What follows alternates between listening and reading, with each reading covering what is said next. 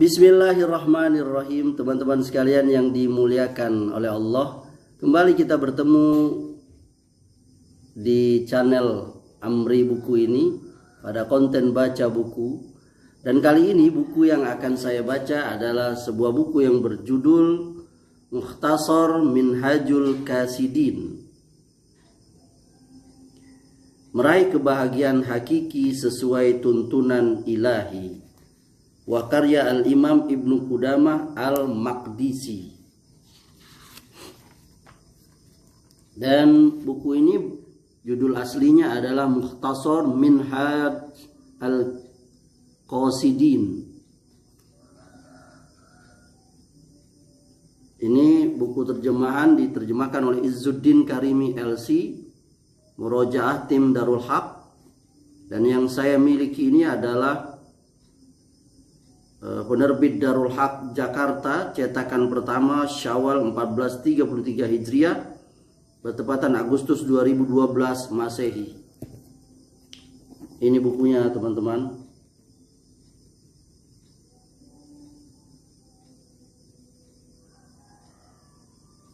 Ya, saya akan membacakan buku ini,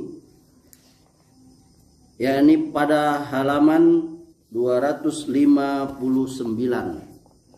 kitab ke-14 dengan judul As-Sama' atau dalam kurung mendengar musik, dan Al-Wajd dalam kurung demam rindu. Pasal tentang hukum mendengar musik dalam kurung As-Sama'. Ketahuilah bahwa yang kami maksudkan dengan As-Sama' adalah mendengar lagu dalam kurung musik. Ini termasuk sarana iblis paling besar untuk merusak hati. Dengan musik iblis menipu banyak orang yang tidak terhingga dari kalangan ulama dan ahli zuhud sekalipun. Lebih-lebih orang awam, sampai-sampai mereka mengklaim kehadiran hati bersama Allah saat mendengar lagu-lagu yang melalaikan. Mereka mengira apa yang diakibatkan orang sama berupa kegembiraan hati dan goyangannya adalah sebuah wajd atau demam rindu yang berkenaan dengan akhirat. Bila Anda ingin mengetahui kebenaran, maka lihatlah generasi pertama umat ini. Adakah Rasulullah SAW dan para sahabatnya mereka melakukan sesuatu dari hal itu? Kemudian lihatlah kepada perkataan para tabi'in dan tabi'ut tabi'in, para fuqaha umat ini seperti Imam Malik, Imam Abu Hanifah, Imam Asy-Syafi'i dan Imam Ahmad bin Hanbal. Mereka semua mencela lagu-lagu. Sampai-sampai Imam Malik berkata, bila seseorang membeli hamba sahaya wanita dan ternyata dia adalah seorang penyanyi, maka dia berhak mengembalikannya. Imam Malik juga ditanya tentang nyanyian, maka beliau menjawab, hanya orang-orang fasik yang melakukannya. Catatan kaki nomor 248, yang lebih fasik adalah para ahli bid'ah yang mengaku-ngaku beragama, yang mengklaim bahwa mereka adalah para pengikut Syekh Ahmad Ar-Rifai, padahal dia sama sekali tidak ada sangkut pautnya dengan mereka. Lalu mereka mengadakan perayaan-perayaan di setiap kesempatan, agamis atau non-agamis. Di sana rebana dipukul, gitar dipetik, dan berbagai alat musik lainnya. Saya menyeru mereka untuk bertaubat dan rujuk kepada agama Allah. Imam Ahmad bin Hanbal pernah ditanya tentang seseorang laki-laki meninggal dunia dan meninggalkan seorang anak dan seorang hamba sahaya wanita penyanyi.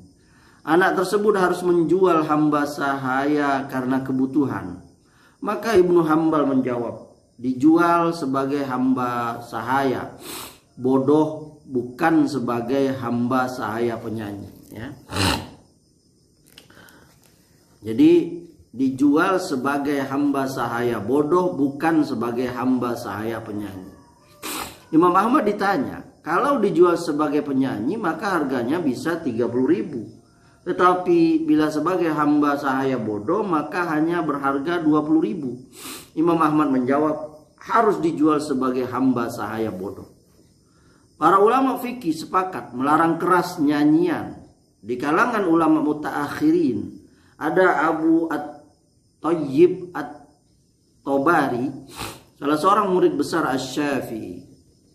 Beliau menyusun sebuah kitab dan di dalamnya beliau melarang nyanyian dengan keras. Hanya orang-orang yang terfitnah yang membolehkannya. Mereka berkata atau berdalih, sebagian salaf membolehkannya. Ahmad bin Hanbal rahimahullah pernah mendengar ucapan penyair dan berkata, ini tidak mengapa. Orang yang berfatwa membolehkan harus memperhatikan apa itu sebenarnya.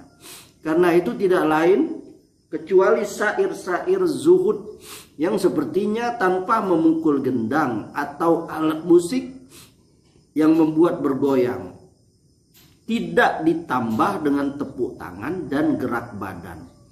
Kepada makna inilah Aisyah, hadis Aisyah, yakni catatan kaki 249, diriwayatkan Al-Bukhari nomor 987, 988 dan Muslim nomor 892. Bagian hadis yang lain akan hadir di halaman 312 catatan kaki 289. Yakni tentang dua anak perempuan yang menyanyi di depannya, dibawa, yakni dalam kurung dimaknakan, di mana mereka melakukan apa yang terjadi pada orang-orang Ansor dalam peristiwa Bu'ats. Dan nyanyian keduanya tidak membuat bergoyang. Sudah diketahui bahwa di kalangan orang-orang angkatan pertama belum ada apa yang dibuat-buat orang-orang yang hadir sesudah mereka, berupa rebana, gendang, rebab, dan syair yang melankolis. Dan semua ini membangkitkan hawa nafsu yang terpendam dalam jiwa dan membangunkannya. Lalu orang bodoh menyangka bahwa hal itu berkaitan dengan akhirat. Mana mungkin. Bila mereka berkata ini termasuk permainan yang dibolehkan, kita mungkin bisa beristirahat darinya. Akan tetapi mereka menyangkanya sebagai ibadah yang mendekatkan. Mereka menamakan bergoyang yang dipandang buruk oleh akal sebagai al-wajd atau demam rindu. Padahal bergoyang melahirkan sesuatu yang tidak halal, berupa merobek pakaian dan bergerak sempoyongan seperti mabuk. Dan semua itu jauh dari kehidupan as-salaf dan tidak samar bahwa ia menyimpang dari jalan yang benar. Maka manusia tidak patut menentang kebenaran yang diyakini oleh hati nuraninya. Karena sesungguhnya al-wajd yang sahih adalah al-wajd, kerinduan hati saat mendengar bacaan Al-Quran dan nasihat yang baik. Saat itu muncul dari dalam hati rasa takut terhadap ancamannya, kerinduan untuk mendapatkan janjinya, dan penyesalan atas kelalaian. Dan semua gerakan batin ini mengharuskan ketenangan lahir, bukan malah bergoyang-goyang dan bertepuk tangan.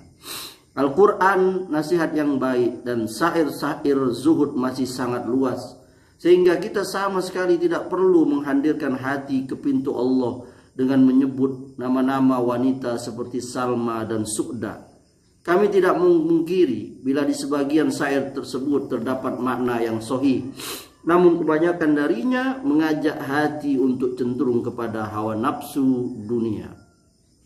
Perumpamaan orang yang ingin mengambil akhirat darinya adalah seperti orang yang berkata, saya melihat kepada yang baik sehingga saya mengagumi buatan yang maha kuasa.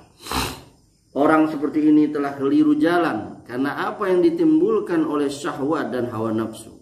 Saat direnungkan justru mengotori pikiran dan menyibukkannya darinya. Karena itu kami tidak membolehkannya. Kami berkata, perhatikanlah kepada apa yang jernih, yang tidak ada noda yang mengeruhkannya, yaitu firman Allah.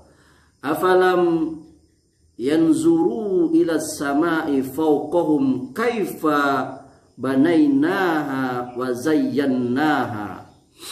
Maka apakah mereka tidak melihat kepada langit yang ada di atas mereka? Bagaimana kami meninggikannya dan menghiasinya? Surah Qaf ayat 6. Siapa yang berkata, apa yang berpengaruh pada orang lain tidak berpengaruh terhadap diriku, dan tabiatku tidak terpacu kepada hawa nafsu, maka orang ini mengklaim sesuatu yang bertentangan dengan tabiat, maka klaimnya tidak perlu ditengok. Saya sudah membongkar semua keburukan ini secara mendalam dalam kitab saya yang bernama Talbis Iblis. Maka saya tidak memandang perlu berpanjang-panjang di sini. Wallahu a'lam. Semoga bermanfaat.